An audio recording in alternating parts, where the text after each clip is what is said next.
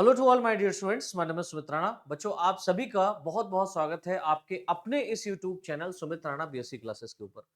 जैसा कि बहुत सारे बच्चे हमारे साथ यहाँ पर कनेक्ट हैं और बड़े लंबे समय बाद हम ये एक वीडियो आपके बीच में ला रहे हैं और ये वीडियोस अब इस तरीके से आपके बीच में आती ही रहेंगी आपके इस यूट्यूब चैनल जो मेन यूट्यूब चैनल है।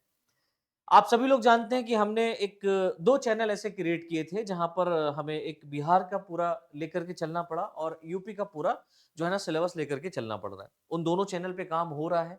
लेकिन अब बात यहाँ पर ये निकल के आती है कि क्या सिर्फ यूपी और बिहार वालों को ही सुमित सर पढ़ाएँगे? बाकी अन्य जो राज्य हैं जहाँ पर हिंदी भाषा बोली जाती है या आपको इंग्लिश में कंटेंट लिखना रहता है ना? आप अपने इंग्लिश का कंटेंट चाहिए या आपको स्पेशल क्लास चाहिए, तो क्या हम आपको नहीं पढ़ाएँगे? तो मेरे प्यारे बच्चे, आप ऐसा बिल्कुल नहीं है। यहाँ पर इस चैनल के ऊपर अब हम जो अदर स्टेट यूनिवर्सिटी के छात्र-छात्राएँ हैं, अगर आप यूपी और बिहार से हैं, तो भी आप ये वीडियो देख सकते हो। ऐसा नहीं कि ये वीडियो आपके लिए नहीं है, ये परफेक्ट वीडियो आपके लिए है। यहाँ से और भी चीज़ें आप गेन करोगे, नॉलेज में आपकी चीज़ें आएँगी। ऐसा नहीं कि ये चीज़ें आपके लिए नहीं है। लेकिन अदर स्टेट यूनिवर्सिटी, चाहे आप किसी भी राज्य से हो, अगर ये टॉपिक आपका आपके सेमेस्टर में, आपके बीएससी के किसी भी ईयर में, है ना, मेंशन है, तो इस टॉपिक से रिलेटेड इस जो चैप्टर जो मैं लेकर के आया हूँ पूरा का पूरा वायरस, है ना? मतलब ये जो मैं अभी बताऊँगा क्या मैं यहाँ पर कवर कर रहा हूँ, किस तरीके से कर रहा हूँ, है ना? ये पूरी सीरीज़ आपके किसी भी सेमेस्टर से, किसी भी सिलेबस से मैच करता है, किसी भी ईयर से मैच करता है, तो आप इसको देख सकते हैं। आप फिर चाहे फर्स्ट ईयर के हों, सेकंड ईयर के हों, थर्ड ईयर के हों, कोई दिक्कत वाली बात नहीं है। ये स्पेशल क्लासेस हैं, जो कि आपके इसी यूट्यूब चैनल के ऊपर अब चलेंगी।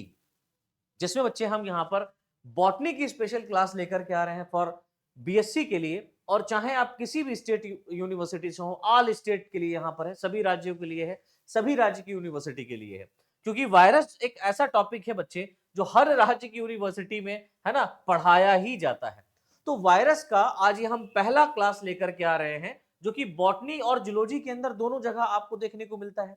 तो अगर ये बॉटनी में मेंशन है, तो आप बॉटनी के हिसाब से पढ़ लीजिएगा, जूलॉजी में मेंशन है तो आप जूलॉजी के हिसाब से इसको पढ़ लीजिएगा। अब बात आ रही है कि ये क्लासेस यहाँ पर शुरू करने की नीड क्यों पड़ी, है ना? पहले तो हम इस पे चर्चा करेंगे। तो मेरे प्यारे बच्चे, आपको बताना चाहूँगा कि बहुत सारे बच्चों के अंदर ये नाराज़गी थी कि हम सिर्फ़ और सिर्फ़ बिहार और यूपी को ही पढ़ा रहे हैं, बाकी किसी राज्य को नहीं पढ़ा रहे हैं। तो ऐसा बिल्कुल नहीं है। जो यूपी और बिहार पर क्लासेस चल रही हैं, सेम सिलेबस अगर आपका आपके यूनिवर्सिटी से मिलता है, आपके राज्य से मिलता है, तो आप वहाँ वो क्लासेस कर सकते हैं। लेकिन फिर भी हमारे दिमाग में डाउट रहता है ना कि सर, हम हमारे लिए तो आप अलग से लेकर के आइए।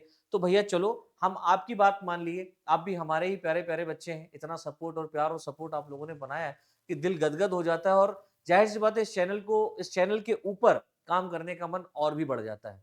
तो इस वीडियो को, ये जो सीरीज़ हम लेकर के आ रहे हैं जूलॉजी और बॉटनी की स्पेशली आप लोगों के लिए, तो इसे ज़्यादा से ज़्यादा शेयर कीजिएगा, इसको प्यार दीजिएगा और चैनल को ज़रूर सब्सक्राइब करिएगा, सपोर्ट बना के रखिएगा। यहाँ पर हम बहुत सारी क्लासेस और फ्री ऑफ कॉस्ट हम ये पूरा का पूरा सीरीज़ लेकर के आ रहे हैं। इसमें कोई अलग से आपको कोई बैच नहीं लेना है, कुछ भी आपको ऐसा नहीं करना है कि आपको कुछ करना पड़ेगा।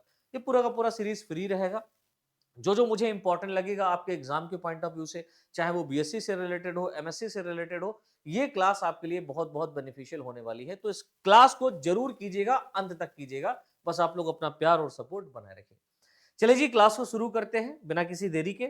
आज हमारे यहाँ पहला क्लास है, जो हम स्पेशल क्लास लेकर के आए हैं, स्पेशली बीएससी के स्टूडेंट्स के लिए। हर इस यूनिवर्सिटी के लिए यहाँ पर आपके लिए एप्लीकेबल है। हर स्टेट में आपकी ये वीडियो चलेगी, जिसमें वायरस के आज के इस लेक्चर में हम बात करने वाले हैं वायरस की हिस्ट्री और उसके क्लासिफिकेशन के बारे में। ठीक है ना? हिस्ट्री और क्लासिफिकेशन पे क्वेश्चन बनता ही बनता है। ऑब्जेक्टिव में भी बनता है, तो यहाँ से बहुत सारा ऑब्जेक्टिव लेवल का जो क्वेश्चन है, वो आपका कवर होगा। इसके अलावा आप चाहे टीजीटी, पीजीटी किसी की भी प्रिपरेशन कर रहे हो ना साहब, तो यहाँ से आप पढ़ लीजिएगा। एक भी क्वेश्चन आपका छूटने वाला नहीं है, ये मैं दावे के साथ कह सकता हूँ। चलिए जी, स्टार्ट करते हैं अपनी धुआंधार ये क्लासेस। और इन धुआंधार क्लासेस में सबसे पहले हम बात करेंगे अपने वायरस भैया की। किसकी बात करेंगे?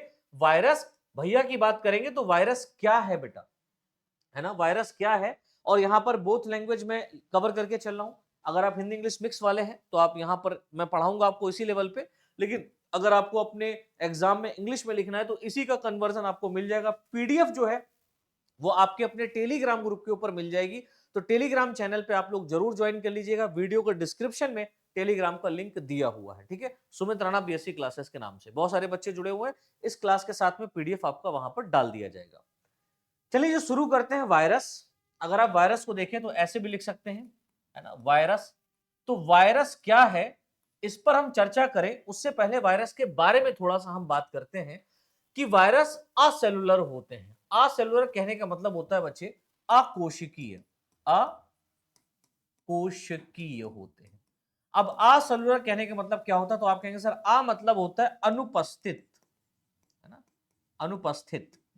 क्या अनुपस्थित है, क्या एब्सेंट है ना। ए फॉर क्या हो गया भैया, ए फॉर हम कहेंगे सर एब्सेंट। कोशिकीय कहने का मतलब हो गया कोशिका। क्या कहने का मतलब हो गया भैया, कोशिका। और कोशिका मतलब सेल, मतलब यहां पर सेल नहीं है तो वायरस कैसा होगा, अकोशिकीय होगा, असेलुलर होगा, ठीक है ना। क्यों वायरस के पास में सेल क्यों नहीं है, तो हम सभी जानते हैं वायरस सिर्फ एक पार्टिकल है। जब ये किसी सेल के अंदर होता है या होस्ट के अंदर होता है तब ये अपनी लिविंग एक्टिविटीज को करता है, लेकिन होस्ट के बाहर जब होता है तो लिविंग एक्टिविटीज को परफॉर्म नहीं करता। एक पार्टिकल एक नॉन लिविंग पार्टिकल के फॉर्म में पड़ा रहता है। हमें सबको पता है वायरस इस तरीके का होता है। तो इसीलिए वायरस को हम क्या कहते हैं, अकोशिकीय कहते हैं। पहला पॉइंट क्लियर हुआ। दूसरे पॉइंट पर हम बात करते हैं तो वायरस कैसे होते हैं, ऑब्लिगेट पैरासाइट होते हैं। ऑब्लिगेट कहने का मतलब समझते हो बच्चों, ऑब्लिगेट कहने का मतलब होता है पूर्ण तरीके से। ऑब्लिगेट कहने का मतलब क्या हुआ, पूरी तरह से। मैं यहां से इसको निकालता हूं। ऑब्लिगेट कहने का मतलब होता है पूरी तरह, है ना, पूरी तरह से। अब पूरी तरह से क्या मतलब, इसे कुछ और नहीं चाहिए, केवल आप ही चाहिए। मतलब पूर्ण रूप से किसी के ऊपर रह करके ये अपना जीवन व्यतीत करेगा, अपने आप अपने जीवन को व्यतीत नहीं कर सकता। ऊपर से है भैया ये पैरासाइट, मतलब परजीवी है। तो ऑब्लिगेट पैरासाइट होते हैं, पूर्ण परजीवी होते हैं, किसी होस्ट के ऊपर रह करके ही ये अपना जीवन व्यतीत कर सकते हैं, होस्ट के बाहर ये नॉन लिविंग होते हैं। तो ये पॉइंट इसके ऊपर बिल्कुल अच्छा बैठ रहा है, क्या भैया कि ये ऑब्लिगेट पैरासाइट होता है। फिर उसके बाद आप कहेंगे सर ये अल्ट्रा माइक्रोस्कोपिक होता है। अरे बाप रे, अल्ट्रा मतलब इतना इतना थिन होता है, इतना छोटा होता है कि इसे आप नॉर्मल माइक्रोस्कोप से देख भी नहीं सकते हो। इसके लिए आपको अल्ट्रा माइक्रोस्कोप की रिक्वायरमेंट पड़ेगी। किसकी रिक्वायरमेंट पड़ेगी, अल्ट्रा माइक्रोस्कोप। मतलब आप इलेक्ट्रॉन माइक्रोस्कोप के अंदर आप इसको देख पाओगे, अच्छे से एनालिसिस कर पाओगे। तो ये अल्ट्रा माइक्रोस्कोपिक होते हैं। उसके बाद देखिए लिखा हुआ है कि ये कैसे होते हैं, फिल्ट्रेट सॉरी फिल्ट्रेबल होते हैं। फिल्ट्रेबल कहने का मतलब क्या होता है, फिल्ट्रेबल कहने का मतलब होता है ये आसानी से छन जाते हैं। मतलब जो बैक्टीरियल बैक्टीरियल फिल्टर है ना, बैक्टीरियल फिल्टर पेपर होता है ना बच्चे, इस बैक्टीरियल फिल्टर पेपर से ये आसानी से क्या हो जाते हैं, फिल्टर हो जाते हैं, है ना, फिल्टर हो जाते हैं, निकल जाते हैं। जैसे हम जब कभी कभी चाय की छन्नी से चाय छानते हैं और चाय की छन्नी अगर कहीं से टूटी होती है तो चाय पत्ती हमारे चाय में आ जाती है, आ जाती है ना। होता होगा, ये कॉमन है, हमारे साथ भी कई बार हुआ है। और हम तो कभी कभी चाय पत्ती खा भी लिया करते थे, लेकिन बाद में ऐसा लगा कि नहीं भैया ये सब वेस्टेज चीजें, इसको नहीं खाना चाहिए। फिलहाल चाय भी नहीं पीना चाहिए। बड़े बड़े लोग ऐसे कहते हैं, लेकिन आदत से मजबूर है तो पी लो, पियो, क्या दिक्कत है भैया। तो फिल्ट्रेट कहने का मतलब होता है कि ये फिल्टर पेपर से, बैक्टीरियल फिल्टर पेपर यानी कि जिनसे हम बैक्टीरिया को छानते हैं, है ना, ऐसा पेपर जिससे हम किसी रस को छाने, किसी सेप को छाने और उसमें बैक्टीरियल की जो सेल है, बैक्टीरिया की जो सेल है वो उसके ऊपर रह जाए। अब ये क्या होगा, वायरस इस बैक्टीरिया वाली परत को भी छान करके निकल जाएगा। इसीलिए इसको हम क्या कहते हैं, फिल्ट्रेबल कहते हैं। दैट मीन्स ये बैक्टीरियल फिल्टर पेपर से क्रॉस कर जाता है, बैक्टीरिया रह जाता है, बैक्टीरियल फिल्टर पेपर से क्रॉस कर जाता है। तो हम क्या कहेंगे सर, ये बैक्टीरिया से भी क्या होते हैं, बहुत छोटे और माइन्यूट होते हैं, ठीक है ना। उसके बाद हम बात करेंगे नॉन कल्टीवेबल। भैया नॉन कल्टीवेबल कहने का मतलब क्या होता है कि इन्हें किसी भी कल्चर मीडियम में, जैसे हम लोग बैक्टीरिया को किसी कल्चर मीडियम के अंदर ग्रो करा लेते हैं ना, इन्हें किसी भी कल्चर मीडियम में ग्रो नहीं करा सकते। दैट मीन्स आप इसको जितना मर्जी चाहें अगार अगार दे दो, जितना मर्जी चाहें इसकी मतलब जो है जितनी यूजफुल चीजें इसको चाहिए होती है वो अगर आप दे दो, ये ग्रो नहीं करेगा। लेकिन हाँ, अगर किसी सेल के अंदर आपने, किसी लिविंग सेल के अंदर आपने अगर इसको डाल दिया तो डेफिनेटली क्या करेगा, ग्रो करेगा। तो नॉन कल्टीवेबल होगा। उसके बाद देखो बहुत बहुत इंपॉर्टेंट पॉइंट है भैया कि न्यूक्लियो प्रोटीन होते हैं। मतलब आप ये बात यहां पर समझें, ये क्या होते हैं बच्चे, न्यूक्लियो प्रोटीन पार्टिकल होते हैं। दैट मींस यहां पर न्यूक्लिक एसिड होगा, क्या होगा, न्यूक्लिक एसिड होगा प्लस इसके साथ साथ ये न्यूक्लिक एसिड किसी विशेष प्रकार की प्रोटीन से कवर्ड होगा। किसी विशेष प्रकार की क्या होगा? प्रोटीन से कवर्ड होगा। अब न्यूक्लिक एसिड की बात करें तो न्यूक्लिक एसिड आपको पता है कि दो प्रकार के होते हैं। एक तो भैया हमारा डीएनए होता है और दूसरा हमारा आरएनए होता है। दैट मीन्स डीऑक्सीराइबोन्यूक्लिक एसिड और राइबोन्यूक्लिक एसिड, ये दो प्रकार के क्या होते हैं? न्यूक्लिक एसिड होते हैं। अब बात आती है कि वायरस के अंदर डीएनए होगा कि आरएनए होगा कि दोनों होगा, तो हमेशा और हमेशा याद रखना, क्या याद रखना है? कि वायरस एक ऐसे पार्टिकल हैं जिनके अंदर न्यूक्लिक एसिड के रूप में या तो डीएनए होगा या तो आरएनए होगा, दोनों एक साथ कभी किसी वायरस के अंदर नहीं होगा जेनेटिक मटेरियल, ठीक है ना? याद रखोगे, या तो डीएनए होगा या तो आरएनए होगा, दोनों एक साथ पैक नहीं होगा। और ये सब भैया फीचर्स किसका है? हमारे वायरस भैया का है। याद रखोगे बच्चों, ये सब फीचर किसका है? हमारे वायरस भैया का है। अब बताओ भैया, वायरस के बारे में आपको अगर कुछ पूछा जाए, आपसे अगर वायरस के बारे में कुछ भी कोई एग्जामिनर पूछ दे, तो आप बता पाओगे कि नहीं बता पाओगे? मैंने यहां पर एक लाइन में, है ना, पूरा का पूरा वायरस का डिस्क्रिप्शन दे दिया आपको, है ना। अगर जनरल कैरेक्टर लिखने को आ जाए वायरस का, तो क्या आप लिख पाओगे कि नहीं लिख पाओगे? ये सब याद कर लेना, मजा आ जाएगा। अगर मजा आया है तो भैया वीडियो को लाइक करो, शेयर करो।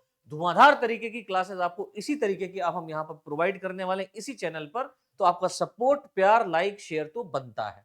चलिए जी, आगे बढ़ते हैं और हम थोड़ा सा अब वायरस के इतिहास के ऊपर चर्चा करते हैं कि वायरस जो है ये, इसको खोजा कैसे गया, कहां से आया, किसने खोजा, है ना। तो कुछ हिस्ट्री के बारे में हमको पता रहना चाहिए। जैसे आपके इतिहास के बारे में आपको पता होना चाहिए। आपका इतिहास मतलब आपके मम्मी और पापा आपके पास, है ना, उनके बारे में आपको पता हो। उनके मम्मी, आपके जो मम्मी पापा हैं, उनके मम्मी पापा के बारे में आपको पता होना चाहिए। आपके अपने परिवार के बारे में पता होना चाहिए। तो ये क्या हो गया? हिस्ट्री हो गया। इसी तरीके से हम वायरस की भी बात करेंगे तो वायरस का भी एक क्या है बच्चे? हिस्ट्री है। वायरस का भी क्या है? एक हिस्ट्री है। तो उस पर हम चर्चा करेंगे। तो हेडिंग डालेंगे हिस्ट्री ऑफ वायरस। वायरस का संक्षिप्त इतिहास क्या है? तो आप देखिए, लिखा हुआ है the study of virus is called virology. तो पहली बात तो आपको याद रखनी है कि जब हम वायरस के अध्ययन क्यों करते हैं, इतिहास पढ़ेंगे उससे पहले थोड़ा सा एक इंपॉर्टेंट पॉइंट यहां पर आ गया जो आपको पता होना चाहिए। क्या?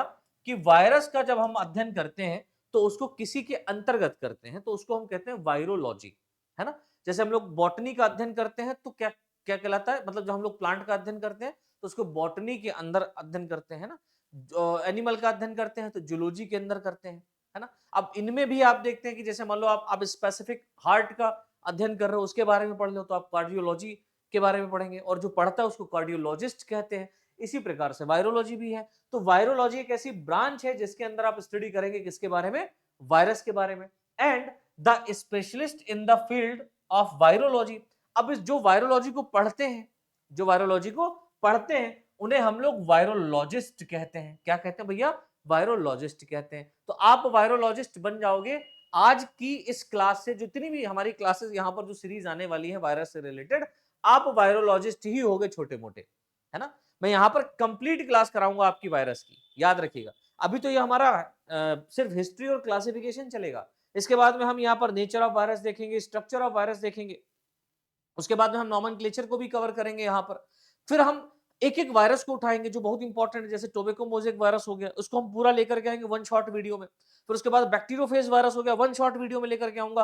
क्या होता है बैक्टीरियोफेज वायरस, क्लासिफिकेशन क्या है, हैबिटेट क्या है, लाइफ साइकिल कैसी है, कैसे रिप्रोडक्शन करता है, सब कुछ एक वीडियो में, ठीक है ना। तो मजा आने वाला है भैया, मजा आने वाला है। और ये मजा अगर चाहिए तो वीडियो को लाइक, शेयर और कमेंट जरूर करिएगा कि कैसा लगा है। और ये क्लास तभी कंटिन्यू रहेगी जब आप लोग हमें सपोर्ट करेंगे, प्यार करेंगे। और मैं पूरी तरीके से यहाँ पर दृढ़ संकल्पित हो गया हूं कि भैया इस टाइप का हमको सीरीज तो लेकर के चलना ही चलना है यूट्यूब के ऊपर। आप लोगों के लिए, जितने भी राज्य के, चाहे यूपी के हो, बिहार के हो, किसी भी राज्य के आप हो, है ना, आप स्टूडेंट हो, आपके लिए क्लास बहुत बेनिफिशियल साबित होगी। अच्छा जी, आगे देखिए, लिखा हुआ है वायरस शब्द का जो ओरिजिन है बच्चा, वो लैटिन भाषा के शब्द से हुआ है। याद रखिएगा, वायरस जो टर्म आया है ना, ये वायरस टर्म किससे ओरिजिनेट हुआ है? तो लेटिन शब्द से ओरिजिनेट हुआ है, जिसका अर्थ क्या होता है? इसके अगर हम लोग अर्थ की बात करें तो इसका अर्थ होता है वेनम। आय हाय, वेनम मूवी देख ली होगी आप लोग, याद होगा ना, हॉलीवुड जो लवर है वो वेनम देखे होंगे। वेनम मूवी देखे हो, है ना। एडी होता है, एडी के अंदर वो जाकर के एलियन घुस जाता है, वो कहता है मैं कौन हूं? वेनम हूं, है ना। तो वेनम, वेनम का एक्चुअल मीनिंग होता है क्या? Poisonous fluid. पॉइजनस फ्लूइड, यानी कि यहां पर आप विषैले तरल की बात कर रहे हैं। विषैले तरल, विषैले पदार्थ जो होते हैं उसको वेनम कहते हैं। तो वायरस एक विषैला पदार्थ है भैया, और ये सच बात है, क्योंकि वायरस कभी भी आपका दोस्त नहीं हो सकता, केवल बैक्टीरियोफेज को छोड़ करके, और वो भी खतरनाक है, वो भी खतरनाक है, आपके लिए तो है ना। तो वायरस कभी भी किसी के दोस्त नहीं होते, ये हमेशा और हमेशा क्या होते हैं, नुकसान ही देते हैं। ये हमेशा और हमेशा क्या करते हैं, नुकसान ही पहुंचाते हैं। बैक्टीरिया आपका दोस्त हो सकता है ना, बैक्टीरिया आपका दोस्त हो सकता है, लेकिन वायरस कभी दोस्त नहीं होगा। और वायरस से होने वाली जो बीमारियां होती हैं मनुष्यों में, वो कभी ठीक भी नहीं होती जल्दी, है ना, क्यूरेबल नहीं होती हैं, है ना, नॉन क्यूरेबल है, नॉन क्यूरेबल है। और बैक्टीरिया से होने वाली जो बीमारी है वो क्यूरेबल फॉर्म में होती है, मतलब आप उसका ट्रीटमेंट कर सकते हो, इसका नहीं कर सकते। तो कहते हैं ना, इसका काटा पानी भी नहीं मांगेगा। तो वायरस क्या है, एक विषाणु है। विषाणु क्या है, विषाणु मतलब ही एक जहर है, एक ऐसा जहर जो अगर आपके अंदर किसी, आपके अंदर नहीं मतलब किसी भी पेशेंट के अंदर आ जाता है ना, मतलब आप अपने दिल पे मत लीजिएगा, एक एग्जांपल सेट करने के लिए हम कहते हैं किसी पेशेंट के अंदर अगर वायरस जाता है तो उसकी जिंदगी तबाह हो गई, फिर वो वायरस कोई भी हो। जैसे आप एचआईवी वायरस की ही बात कर लो, है ना, पोलियोमा वायरस की बात कर लो, हर्पीज की वायरस की बात कर लो, है ना, ये सारे के सारे वायरस ऐसे हैं जो सिर्फ मारने तक ही आपको छोड़ेंगे, उससे पहले नहीं छोड़ेंगे। चलो आगे बढ़ते हैं।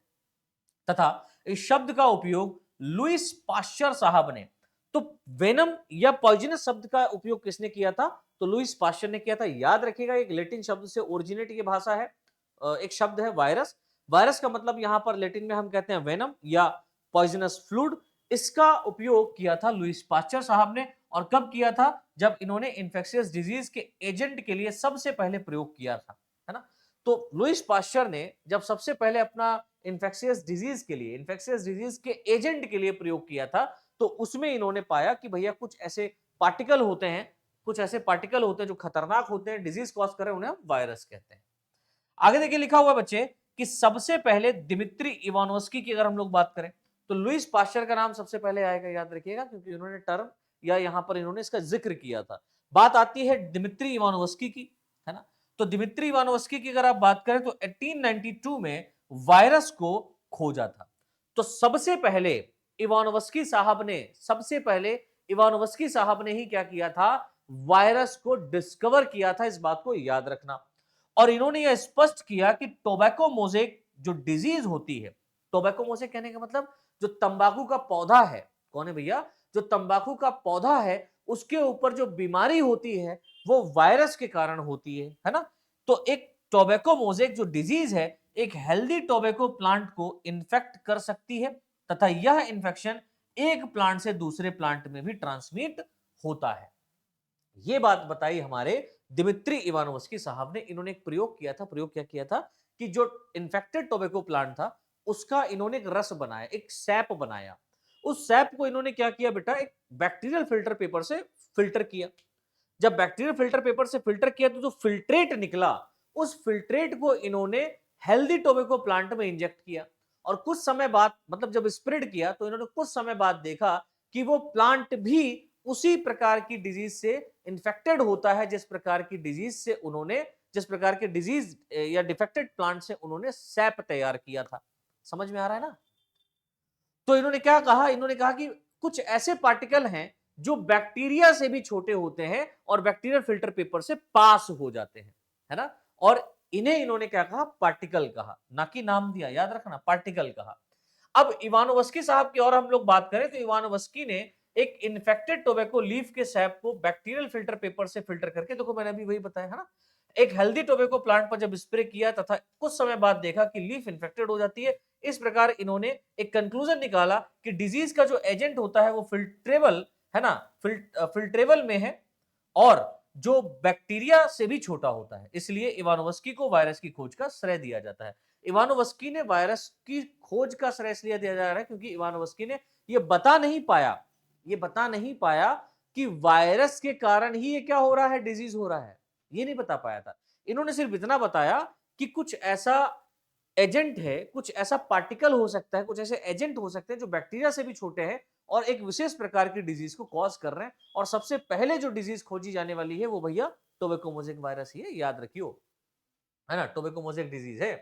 तो देखो पूरा का पूरा यहाँ पर भी लिखा है, अगर मैं इंग्लिश में थोड़ा सा इसको बोल दूं तो आप कहेंगे sir Ivanovsky filtrated the sap of an infected tobacco leaf through bacterial filter paper and spread the resulting filtrate on to healthy tobacco plants, है ना। And after some time he observe that the leaves becomes infected. इन्होंने कुछ समय बाद देखा कि जो leaves होती हैं वो इन्फेक्टेड हो जाती हैं। And he thus conclude that the disease causing agent was filterable, और इन्होंने कंक्लूजन निकाला कि जो फिल्ट्रेबल है उसमें कुछ डिजीज कॉजिंग एजेंट प्रेजेंट है एंड स्मॉलर देन बैक्टीरिया, जो बैक्टीरिया से भी छोटे हैं। And therefore Ivanovsky is credited with the discovery of virus, और इसीलिए हम इवानोवस्की साहब को क्रेडिट देते हैं वायरस को खोज का, वायरस की खोज का क्रेडिट देते हैं। अब थोड़ा सा एक बात और याद रखिएगा कि इनके ही बीच में एक और वैज्ञानिक आ गए, है ना, इनके साथ में एक और वैज्ञानिक आ गए जिनका नाम था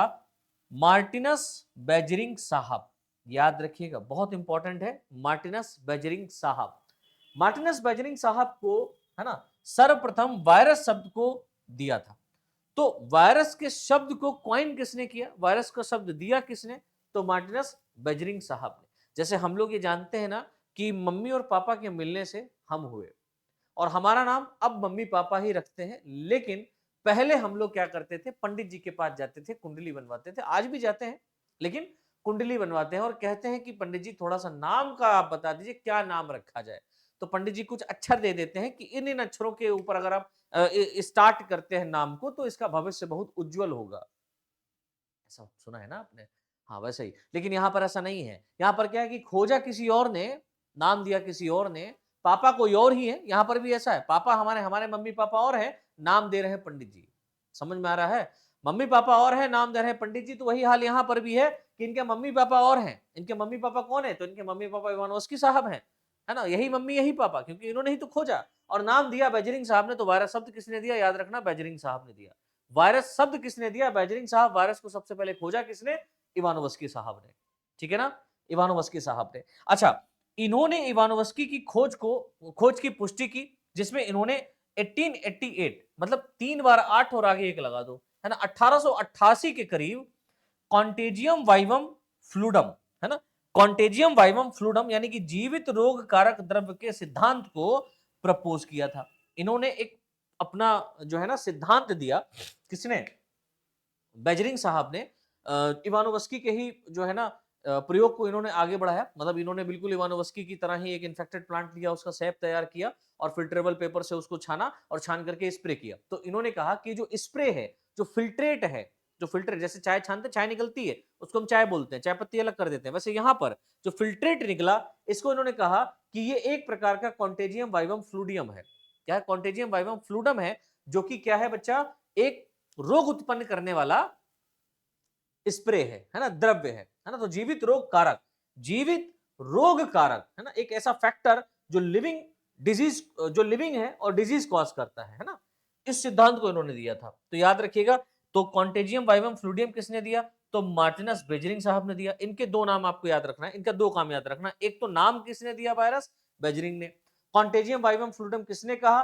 बेजरिंग ने। किसने सिद्धांत दिया? बेजरिंग साहब ने दिया, है ना। अब इनके बाद में एक और वैज्ञानिक आते हैं। देखो पूरा पूरा हिस्ट्री चल रहा है, पूरा चेन चल रहा है। एक और वैज्ञानिक आए।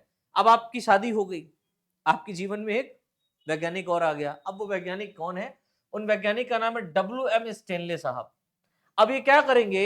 ये बिल्कुल जो मम्मी पापा ने अपना बच्चा पैदा किया था, लाइक आपको पैदा किया, और अभी तो आपकी शादी नहीं हुई है, हो सकता है किसी किसी की हो भी गई हो, लेकिन जिनकी नहीं हुई है वो ज्यादा खुश ना हो, क्योंकि आपकी होने वाली है। आगे आज नहीं तो कल होगी होगी, है ना। और जब होगी तब क्या होगा? तब आपको अलग कर दिया जाएगा। किससे अलग किया जाएगा? मम्मी पापा से नहीं भैया, कुछ ऐसी भी होती है जो साथ में लेकर के चलती है, लेकिन फिर भी आप पार्शियली फॉर्म में अलग हो जाओगे, क्योंकि फिर आप मम्मी पापा के साथ नहीं लेटोगे, फिर आप अपने रूम में अपनी वाइफ के साथ अपने बच्चों के साथ लेटोगे, है ना। यही तो होता ना, ये नेचर है, इसको समझना चाहिए। जब लोग इसको समझ जाएंगे तो कलेश भी कम होते हैं, हम सभी जानते हैं भाई। तो WM स्टेनले साहब एक ऐसी बीवी है वायरस की, जो इसको क्या करेगी? अलग करेगी। मतलब आप एक वायरस हो, अब आप अपने आप को एक वायरस समझो जो हुए, और अब आपको क्रिस्टल फॉर्म में अलग किया जाएगा। कौन करेगा? आपकी बीवी करेगी। मतलब फनी वे में समझने का प्रयास करते हैं, मुझे पता इतना अच्छा नहीं था, लेकिन फिर भी थोड़ा समझते हैं। लेकिन कुछ का तो दिल गदगद हो गया होगा, सर ने हमारा जो है ना इमेजिनेशन में ही शादी करा दी है। आय हाय! मज़ा आ रहा है भैया। पता है तुम किससे बात करते हो? मुझे सब पता है। अच्छा, पापा को बताएँगे, फिर वो तुम्हारी शादी करा देंगे एक दिन। फिर तुम्हारी ज़िंदगी झंड हो जाएगी। समझ रहे हो? अभी जो तुमको बड़ा ख़्याल-ख़्याल आता है, मज़ा आता है, बात करते हो तो बड़ा अच्छा लगता है। आय हाय! क्या अच्छा एकदम सीन है।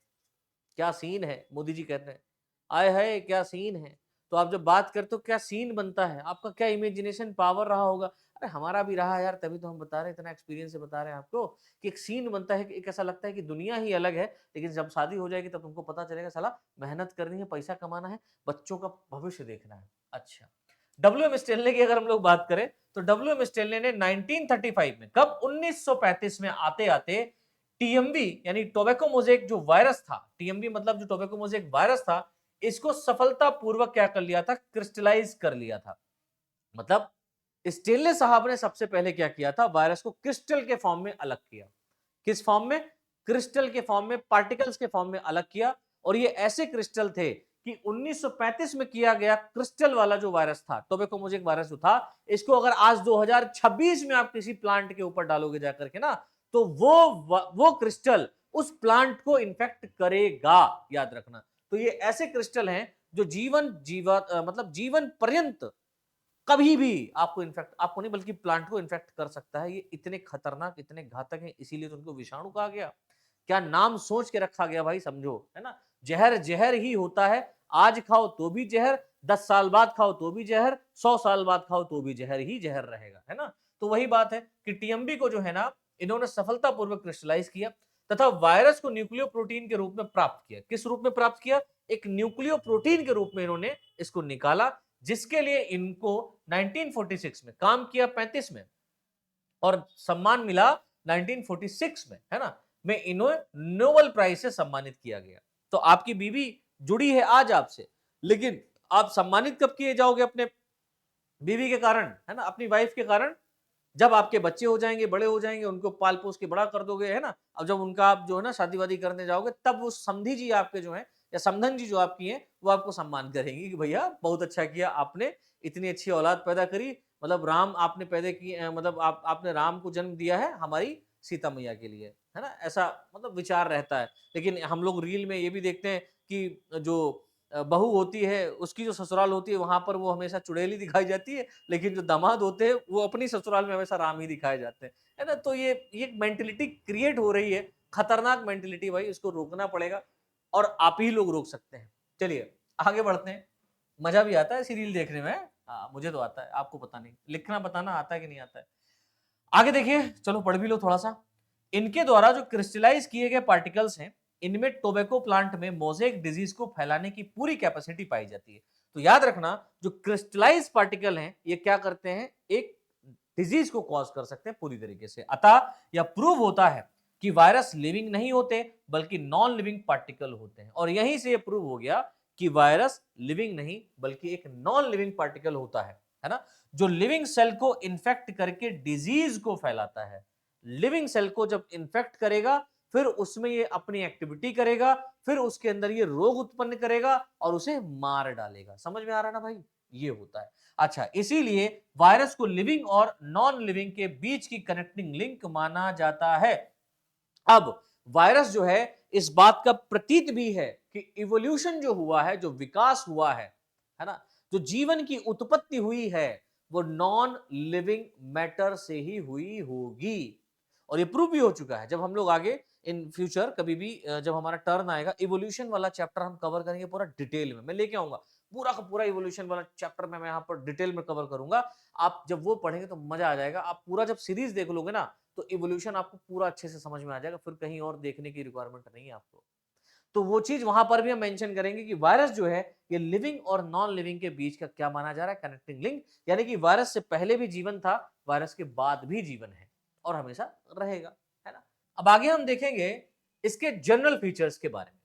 तो जनरल कैरेक्टर ऑफ वायरस क्या कहता है ना भाई? हम थोड़ा सा सामान्य लक्षण के बारे में भी तो बात कर रहे हैं वायरस के हिस्ट्री के बारे में हमने देख लिया। अब इसके हम थोड़े से जनरल फीचर्स देख लेते हैं। हालांकि हमने पहला लाइन जो आपको पढ़ा है वो पर्याप्त है है ना, वही जनरल फीचर है इसका। लेकिन फिर भी हम थोड़ा सा समझने का प्रयास करते हैं कि सबसे पहला पॉइंट देखिए लिखा है कि वायरस जो होते हैं बच्चे वो असेलुलर ऑब्लिगेट पैरासाइट और न्यूक्लियो प्रोटीन के पार्टिकल्स होते हैं। हम असेलुलर का मतलब समझा ही चुके हैं, है ना, अकोशिकीय होते हैं।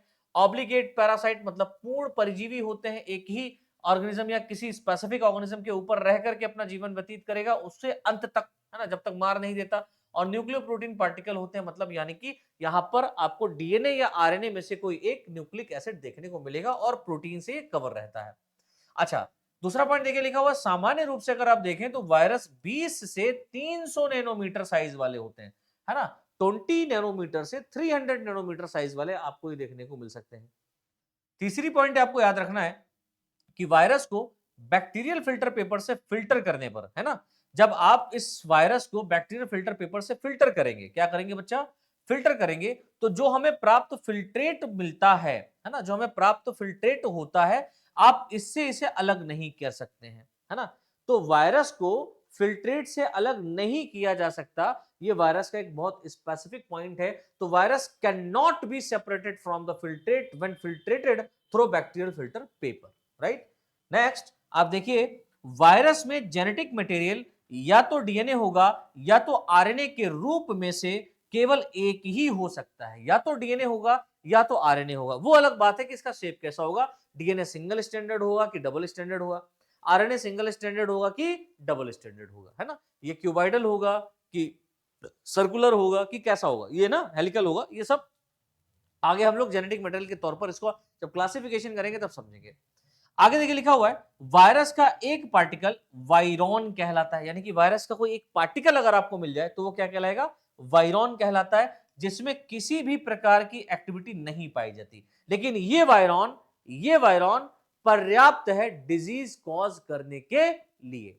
कब, जब ये किसी होस्ट सेल के अंदर जाएगा या होस्ट सेल के अंदर रहेगा, ठीक है। नेक्स्ट पॉइंट देखिए लिखा हुआ है वायरस नॉन कल्टिवेबल, यानी कि आप इनको कल्चर मीडियम में ग्रो नहीं कर सकते, अर्थात इन्हें आर्टिफिशियली न्यूट्रेटिव मटेरियल में कल्चर नहीं किया जा सकता है। ये पॉइंट भी आपको इसके जनरल फीचर में याद रखना है ना। तो ये पॉइंट बहुत इंपॉर्टेंट है बच्चा इसके जनरल फीचर्स के रिलेटेड। तो वायरस क्या है कैसा है इसके बारे में हमने समझ लिया। अब हम थोड़ा सा वायरस के वर्गीकरण के ऊपर चर्चा करेंगे, है ना। तो वायरस का जो क्लासिफिकेशन है वो बड़ा महत्वपूर्ण है, आपको इसे समझना पड़ेगा। और इसके क्लासिफिकेशन को भी अलग अलग लेवल पर दिया गया है। तो जो स्पेसिफिक चीज है वो हम यहां पर लेकर के आए हैं। जैसे वायरस जो होते हैं बच्चे वो अल्ट्रा माइक्रोस्कोपिक पैथोजेनिक, पैथोजेनिक कहने का मतलब समझते हैं आप लोग, जो रोग को उत्पन्न करे, है ना। न्यूक्लियोप्रोटीन, न्यूक्लियोप्रोटीन न्यूक्लिक एसिड भी होगा और ये न्यूक्लिक एसिड प्रोटीन से कवर्ड रहेगा, के पार्टिकल होते हैं जिनमें लिविंग और नॉन लिविंग दोनों के कैरेक्टर पाए जाने का कारण, दोनों के कैरेक्टर पाए जाने के कारण वायरस को ऑर्गेनिजम्स के सिमिलर क्लासिफाइड नहीं किया जा सकता है। जैसे मान लो कोई लिविंग ऑर्गेनिज्म को जैसे हम क्लासिफाइड करते हैं, लाइक आप बैक्टीरिया की बात करें, फंगस की बात करें, एल्गी की बात करें, है ना, इनको जिस तरीके से हम क्लासिफाइड करते हैं आप उस तरीके से इसे क्लासिफाइड नहीं कर सकते, ठीक है, याद रखना। तो हम कैसे क्लासिफाइड करेंगे, तो आप देखेंगे कि सामान्यता होस्ट के आधार पर, यानी कि जो इसका होस्ट है वो कैसा है ना, वायरस किस होस्ट के ऊपर या किसके अंदर है, कहने का मतलब क्या है, वायरस किसके अंदर है, एनिमल के अंदर है कि प्लांट के अंदर है ना, कि बैक्टीरिया के अंदर है कि किसके अंदर है। तो जिसके अंदर होगा उसके आधार पर हम वायरस को मुख्य रूप से 4 ग्रुप में क्लासिफाइड कर सकते हैं। तो कितने ग्रुप में हम इसको क्लासिफाइड कर सकते हैं, 4 ग्रुप में क्लासिफाइड कर सकते हैं। ये मॉडर्न नहीं बल्कि एक ओल्ड क्लासिफिकेशन दिया गया है। ओल्ड क्लासिफिकेशन मतलब पुराना, पुरातन क्लासिफिकेशन में हम वायरस को ऐसे कैटेगराइज करते थे कि भैया एनिमल का है तो एनिमल वायरस है, प्लांट का है तो प्लांट वायरस है ना। तो यहां पर आप देखेंगे कि कुछ ऐसे प्लांट वायरस होते हैं जो सिर्फ प्लांट को इन्फेक्ट करते हैं तो उनको प्लांट वायरस कह दिया।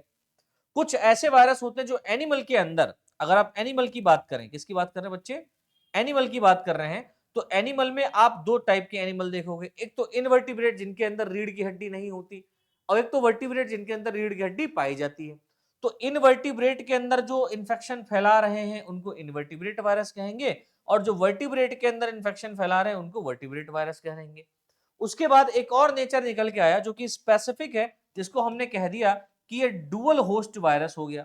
डुअल होस्ट वायरस कहने का मतलब समझते हो, ऐसा वायरस जो अपने लाइफ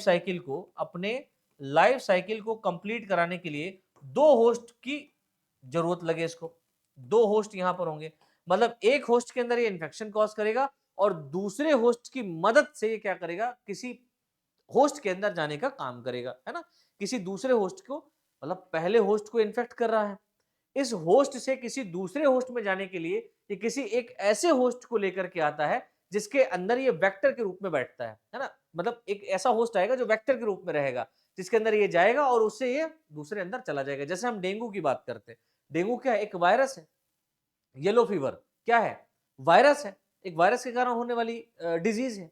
तो डेंगू क्या है, जो फीमेल एडीज मॉस्किटो होती है वो किसी मतलब जो है ना एक इन्फेक्टेड पर्सन को बाइट करती है, या ये फीमेल एडीज मॉस्किटो जब आपको बाइट करेगी और इसके पास में डेंगू वायरस है तो वो आपके अंदर आ जाएगा और आपको डेंगू हो जाता है। और डेंगू बड़ा खतरनाक होता भी है ना, बहुत तेज ठंड लग के आपको बुखार आता है इसमें, है ना, बुखार आता है और प्लेटलेट्स डाउन होती चली जाती है। मलेरिया उसका थोड़ा अपोजिट है लेकिन मजेदार वो भी है, पढ़ेंगे उसको हम लोग, हमारा टर्न आएगा तब, है ना। तो दो होस्ट है, अब सबको एक एक करके देख लेते हैं। तो सबसे पहले हम बात करेंगे सर प्लांट वायरस की। तो प्लांट वायरस क्या है, तो आप कहेंगे sir virus that infect only plant are called plant virus. ऐसे वायरस जो केवल प्लांट्स को इन्फेक्ट करते हैं उन्हें प्लांट वायरस कहते हैं। अच्छा, है ना। और क्या है बात कि ये वायरस होस्ट के आधार पर फॉलोइंग सब ग्रुप्स में डिवाइड किए गए हैं।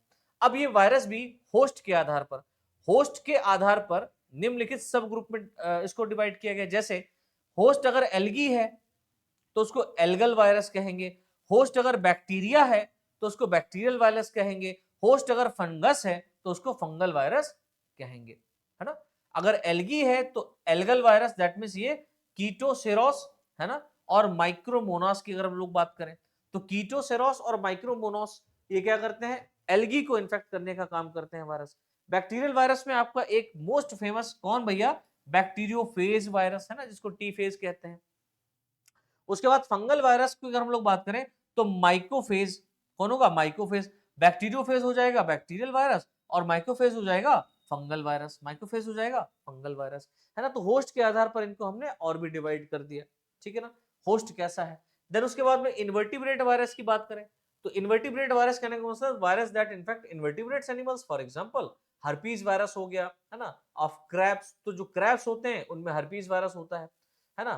टेरिडो वायरस ऑफ ऑक्टोपस, ऑक्टोपस को जो इन्फेक्ट करता है उसके अंदर ऑक्टोपस को एक वायरस इन्फेक्ट करता है जिसका नाम है टेरिडो वायरस, है ना, टेरिडो वायरस। तो यहाँ पर ऐसे वायरस जो इन्वर्टिब्रेट एनिमल को इन्फेक्ट करते हैं, जैसे आप बात करें हर्पीज वायरस ऑफ क्रैब्स, है ना, जो क्रैब्स होते हैं उनके अंदर, टेरिडो वायरस ऑफ ऑक्टोपस, है ना, जो ऑक्टोपस है उसके अंदर टेरिडो वायरस पाया जाता है जो इसको इन्फेक्ट करता है।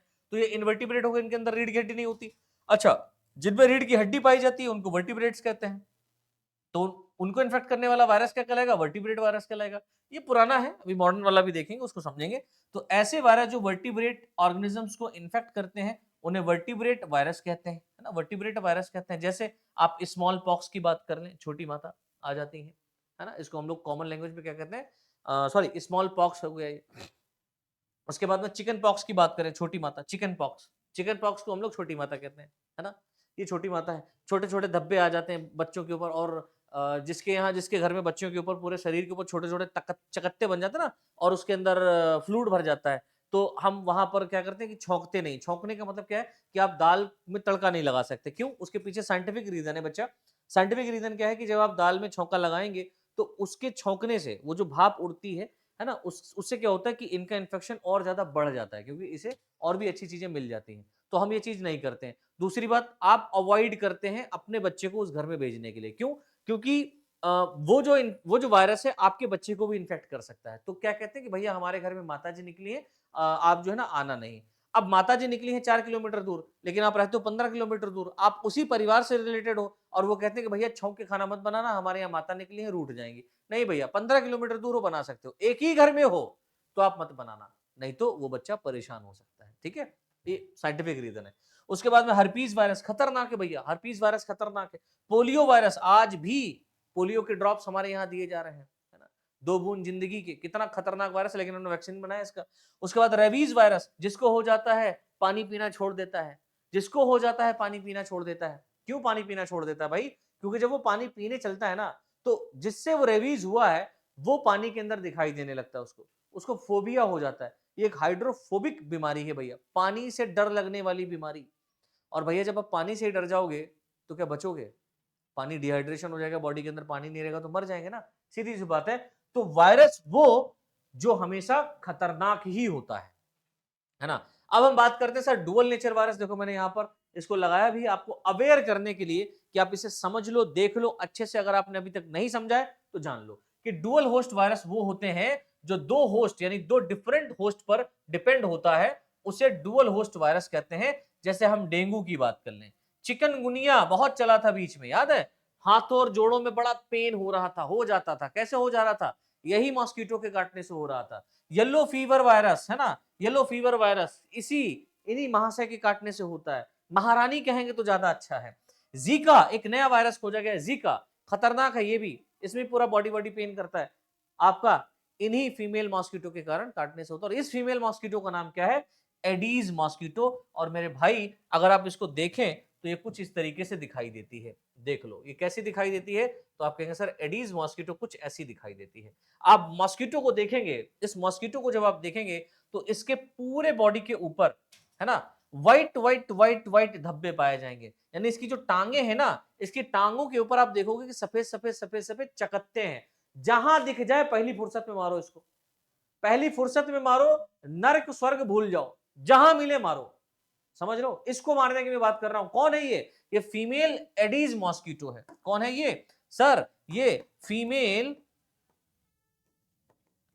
एडीज मॉस्किटो है ना, फीमेल एडीज मॉस्किटो है। ये मॉस्किटो बहुत खतरनाक है, ये जिसको काटेगी उसके अंदर इस टाइप की बीमारी उत्पन्न करेगी। या तो डेंगू कर सकती है, बहुत डेंजरस। चिकनगुनिया थोड़ा सा डेंजरस था लेकिन अभी डेंजरस है। येलो फीवर खतरनाक है ना, जीका खतरनाक। ये सब फैल रहा है किसके कारण? इसके कारण। और ये है कौन? ये एक प्रकार का वेक्टर है जो किसको भेज रही है? ये भेज रही है वायरस को। ये वायरस को ट्रांसमिट कर रही है, यानी कि ये वायरस ट्रांसमिट कर रही है। कौन से वायरस को? डेंगू वायरस को ट्रांसमिट कर रही है। और ये वायरस जो है ये क्या बच्चा? डुअल नेचर का है, यानी एक होस्ट से दूसरे होस्ट में जाने के लिए इसका हेल्प ले रहा है। बड़ा चालाक है भाई साहब ये, समझ रहे हो भाई?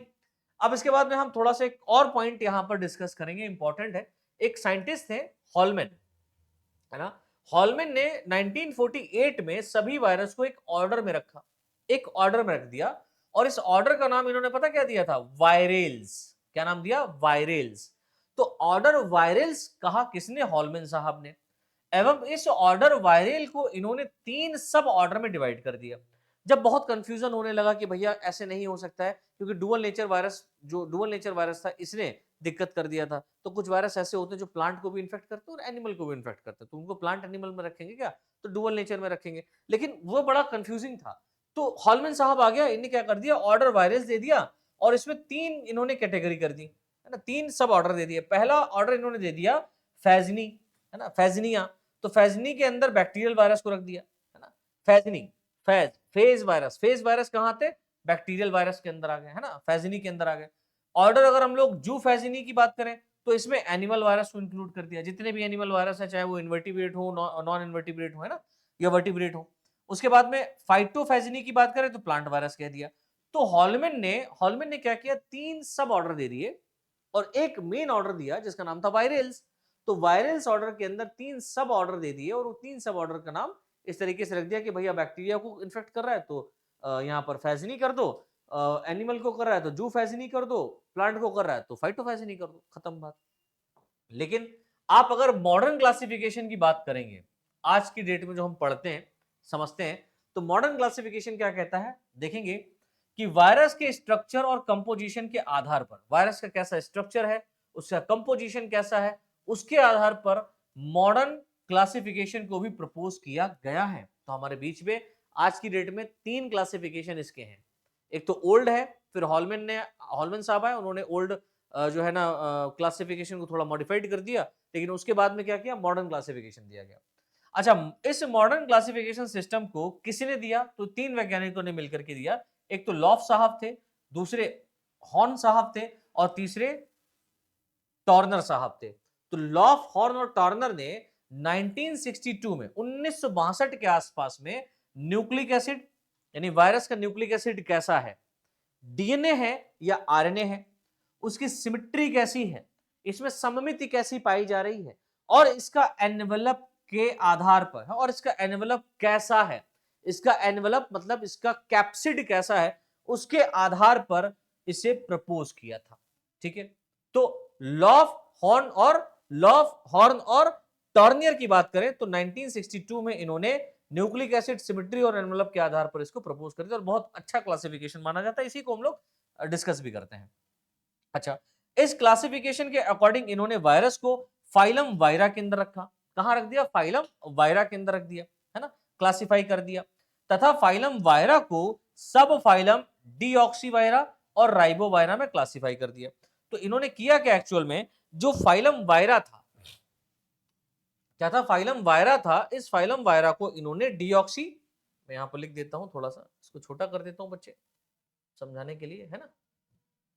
ये तो आपका इंग्लिश वाला पोर्शन है, ये तो पीडीएफ में आपको मिल ही जाएगा, ये पीडीएफ में आपको जैसा है वैसा मिल जाएगा, राइट। तो मैं थोड़ा सा समझाने का प्रयास कर रहा हूं कि जो यहां पर इन्होंने क्या लिया, फाइलम वायरा। तो फाइलम वायरा को इन्होंने क्या किया बच्चा, फाइलम वायरा को इन्होंने क्या किया, दो सब फाइलम में कैटेगराइज कर दिया। तो पहला सब फाइलम क्या था? डीऑक्सीवायरा, डीऑक्सीवायरा। दूसरा क्या था? राइबोवायरा, राइबोवायरा। तो डीऑक्सीवायरा में उन सदस्यों को रखा जिनका जो जेनेटिक मटेरियल था, जो जेनेटिक मटेरियल था, जीएम था, वो क्या था? डीएनए था। क्या था? डीएनए। और राइबोवायरा में उनको रखा जिनका जेनेटिक मटेरियल क्या था? आरएनए था, आरएनए, राइबोन्यूक्लिक एसिड था। तो जिनमें डीऑक्सीराइबोन्यूक्लिक एसिड था, है ना, डीऑक्सीराइबोन्यूक्लिक एसिड था, वो डीऑक्सीराइबो में चला गया। जिनमें आरएनए था, राइबोन्यूक्लिक एसिड था, वो राइबोवायरा में चला गया, है ना। बस इतनी सी बात है। अगर हम डीऑक्सीराइबोवायरा की बात करें, मतलब ऐसे वायरस जिनमें क्या मिल रहा है? डीएनए मिल रहा है, तो वे सभी वायरस जिनमें जेनेटिक मटेरियल डीएनए के रूप में होता है, उन्हें सब फाइलम डीऑक्सीवायरा के अंतर्गत रखा जाता है। इस सब फाइलम को पुनः 3 क्लासेस में डिवाइड किया गया। अब 3 क्लासेस जो यहां पर दी गई, ये आपको याद रखनी है। पहली क्लास जो यहां पर है, वो डीऑक्सी हेलिका है। डीऑक्सी हेलिका मतलब डीएनए है, और वो डीएनए हेलिक्स के फॉर्म में प्रेजेंट है। डीएनए किस रूप में बच्चा? हेलिक्स के रूप में प्रेजेंट है, तो उसको हमने कह दिया डीऑक्सी हेलिका। तो DNA helical, that means helical virus यहां पर आपका आ गया। उसके बाद में क्लास 2 यहां पर दिया गया डीऑक्सी क्यूबिका, यानी कि हेलिकल, क्यूबिकल और बाइनल, बाइनेला फॉर्म में। बाइनल फॉर्म में क्या है बच्चा?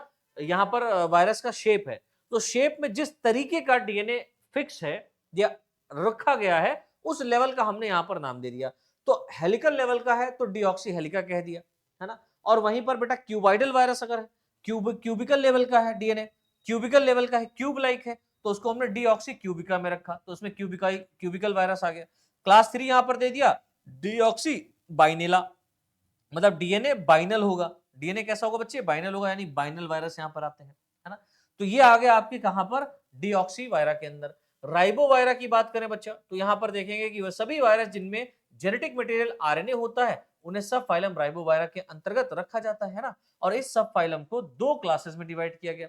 तो आरएनए वाला जो वायरस है वो 2 क्लासेस में, डीएनए वाला 3 में है। तो क्लास पहली यहां पर है राइबोहेलिका, यानी कि आरएनए जो होगा वो कंटेनिंग हेलिकल वायरस होगा, है ना, हेलिकल फॉर्म में होगा। RNA containing helical virus, tobacco mosaic virus, important है। सेकंड यहां पर है राइबोक्यूबिकल वायरस या राइबोक्यूबिका। तो राइबोक्यूबिका या राइबोहेलिका कहने का मतलब आरएनए कंटेनिंग क्यूबिकल वायरस, यानी आरएनए जो यहां पर है वो क्यूब के फॉर्म में है। आरएनए हेलिकल के फॉर्म में है तो राइबोहेलिका कहलाएगा।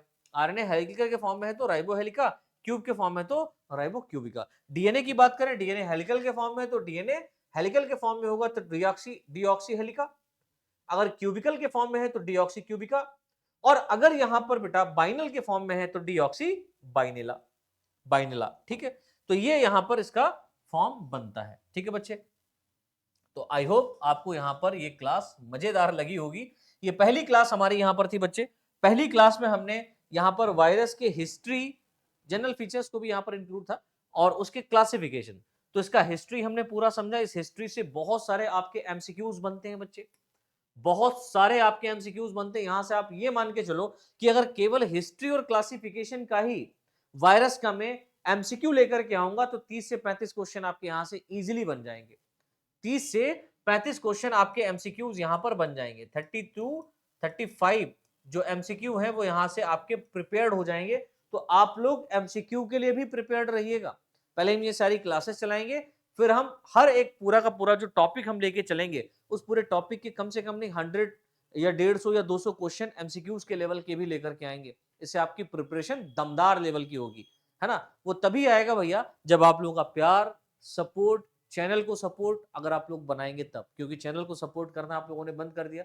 वो स्वाभाविक भी था, क्योंकि आप लोगों को मटेरियल ही नहीं पहुंच रहा था। अब मटेरियल अगर आने लगा है तो सपोर्ट भी मुझे दिखना चाहिए, और आप लोग जितना प्यार और सपोर्ट करेंगे बच्चा, उतनी ज्यादा हम यहाँ पर क्लासेस, उतनी जल्दी हम यहाँ पर क्लासेस आप लोगों के लिए लेकर के आते रहेंगे। अच्छा, एक विशेष बात और आप सभी से हम कहना चाहते हैं कि आप लोग जो भी टॉपिक पढ़ना चाहते हो, जैसे आपने कोई एक स्पेसिफिक टॉपिक पढ़ना है, आपके राज्य में वो पढ़ाया जा रहा है और यूट्यूब जगत में नहीं है, और आप चाहते हैं कि सर इस पर एक वीडियो बना करके आप हमको प्रोवाइड कर दे वन शॉट, तो बेटा वो हम आपके लिए कर सकते हैं। आपको करना क्या होगा, कमेंट सेक्शन में बच्चे, कमेंट सेक्शन में आपको अपना नाम लिखना पड़ेगा। आप अपना नाम लिखें, किस स्टेट से है बेटा वो स्टेट लिख दें, उसके साथ कौन सा टॉपिक आपको पढ़ना है वो टॉपिक नेम लिख दें। हम पूरा प्रयास करेंगे कि आप लोगों के लिए उस टॉपिक पर, है ना, डिटेल्ड वीडियो लेकर के आए वन शॉट फॉर्म में। तो आज के लिए बच्चा हम इतना ही रखेंगे। आसपास यहाँ पर शादी वादी भी हो रहा है, तो हम लोगों ने जो आगाज किया है वो एक नंबर 1 आगाज किया है, मुझे ऐसा लगता है। महादेव भी चाहते हैं, है ना, आपका ऊपर वाले भी चाहते हैं कि हम यहाँ पर क्या करें बच्चा, क्लासेस लेकर के आते रहें, और ये क्लासेस इसी तरीके से भांगड़े भांगड़े के तरीके से ना, भांगड़ा भांगड़ा बज रहा है बाहर, एकदम आगाज हो गया है। मुझे तो ऐसा लग रहा है कि आज से ही आगाज हो गया बच्चे, और आगाज किए हैं तो इसका अंत नहीं होगा।